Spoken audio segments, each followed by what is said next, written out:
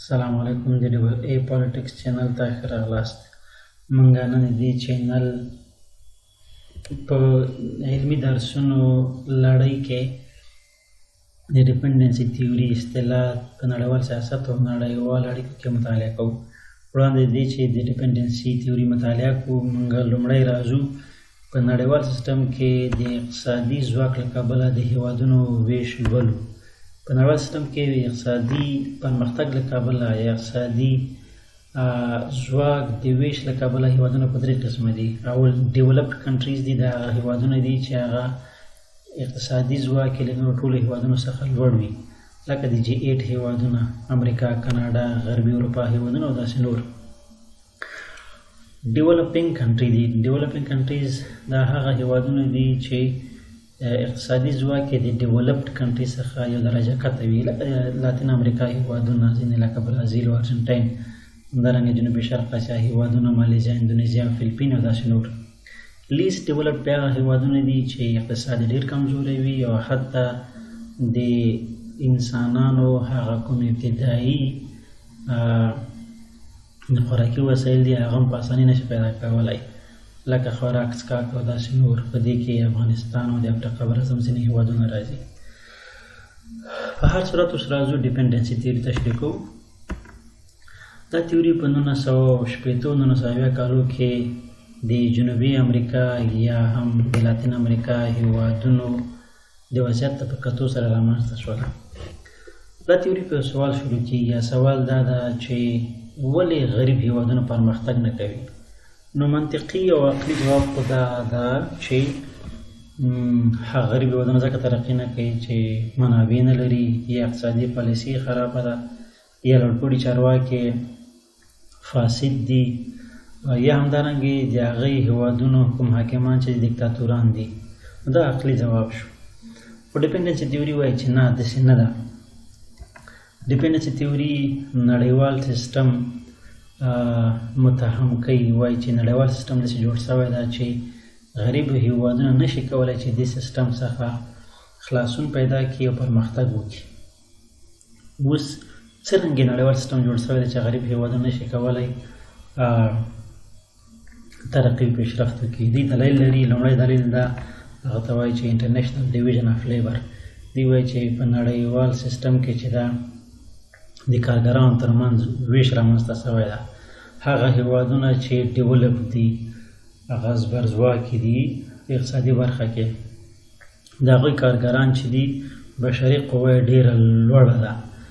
د نړیوال ټول اقتصادي مارکیټ همدغه کارکوونکو اشغال کړی ده، او همدغه کارکوونکي چې دي که هر غریب هیواد ته ځي، هملته د کار په بدل کې هغه ته ډېرې پیسې ورکول کېږي، او بالاخره د همغه هیواد سرمایه هم دی وړي، او همدغه کارکوونکو ته ټول غریب هیوادونه چې دي هغه مجبور دي، ځکه پر مثال د منابعو استخراج کې اوس افغانستان نشي کولی چې تیل په اسانۍ سره راوباسي.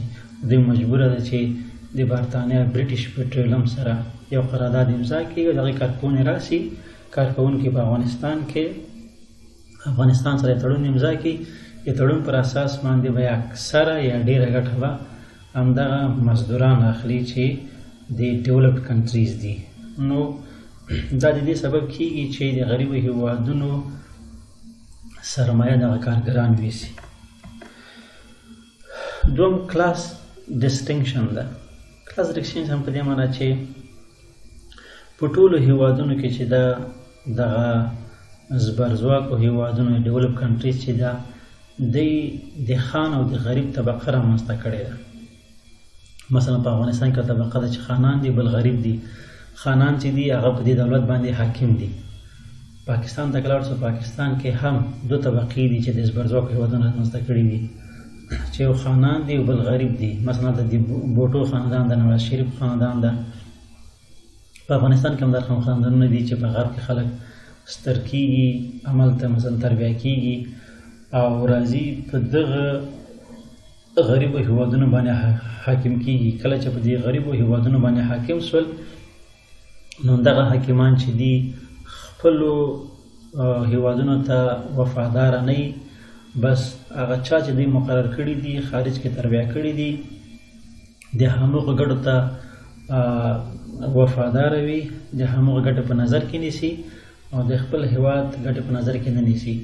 د ټولو هیوادونو کې دا رقم یو کلاس د ایکسټنشن غریب ولي خان زبرځواکو یا ډیولپ کنټریز رامنځته کړې ده. نه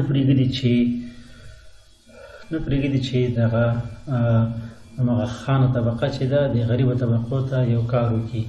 همدا خانان چې دي همغه د ډیولپ کنټریز له خوا نه ورته سهولتونه په همدې هیواد کې فراهم شوي دي، همدې موضوع چړچوکي غریبانو ته نه ګوري.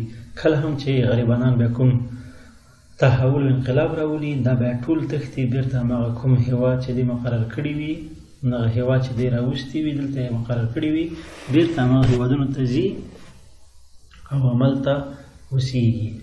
نو ډیپنډنسي تیوري وایي چې کلاس ایکسټنشن چې ده د همغه ډیولپ کنټریز رامنځته کړې ده چې همدغه هیوادونه خلک چې دي دا خانان یې غریبانو ته کار نه کوي او بالاخره همدا ملک همداسې غریب پاتې کېږي. دریم دلیل چې دا ګلوبل کپیټالیزم ده. دوی وایي چې په نړیوال سیستم باندې کپیټالیستان حاکم دي، کپیټالیزم تیوري حاکم ده. یو څو کسانو سره سرمایه ده چې هم دوی ورلډ بانک جوړ کړی ده، IMF جوړ کړی ده او نور سازمانونه جوړ کړي دي. نو ټولې پیسې په شکل د اشکالو د غریبو هیوادو څخه هم دوی اخلي او بالاخره که چیرې غریبو هیوادونو ته ورلډ بانک یا IMF کوم قرضه ورکوي، قرضه به هم شرایط چې فرض مثال دا شرطونه دي، که دا شرطونه در سره منې خو موږ قرضه درکوو، که نه منې نه درکوو، همدا باندې غریب پاتې کېږي. خو دا هم ډېر ستر بحث ده. په هر صورت هیله ده چې په همدې وړې تشریح باندې تاسې په دې باندې پوه شئ.